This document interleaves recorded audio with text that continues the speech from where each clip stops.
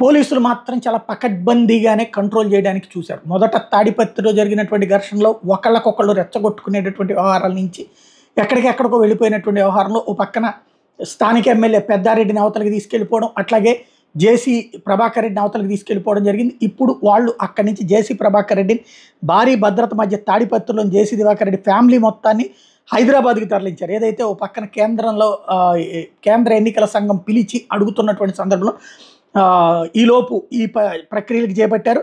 జేసీ దివాకర్ రెడ్డి, ఆయన కొడుకు జేసీ పవన్ కుమార్ రెడ్డితో పాటు వాళ్ళ కుటుంబ సభ్యులందరినీ హైదరాబాద్కి పంపించారు.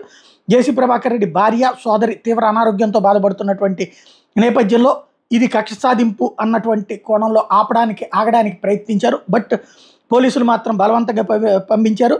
జేసీ దివాకర్ రెడ్డి సహాయకులు ఇంట్లోకి పంపించేందుకు కూడా పోలీసులు అంగీకరించలేదు. విషయం తెలుసుకున్న దివాకర్ రెడ్డి కొడుకు పవన్ కుమార్ రెడ్డి హైదరాబాద్ నుంచి తాడిపత్రి వచ్చారు. పవన్ కూడా ఇంట్లోకి పంపించేందుకు పోలీసులు అంగీకరించలేదు. కన్నతల్లి అనారోగ్యంతో ఉంటే ఇంట్లోకి వెళ్ళొద్దంటూ అడ్డుకుంటున్నారు పోలీసులు అంటూ మండిపడ్డారు దాంతో పవన్ కుమార్ రెడ్డిని కూడా పోలీసులు హౌస్ అరెస్ట్ చేశారు. తాడిపత్రిలో ఉండడానికి వీల్లేదని తీవ్ర ఒత్తిడి తీసుకొచ్చారు. మొత్తం ఫ్యామిలీని హైదరాబాద్ వెళ్ళిపోమని చెప్తున్నారు.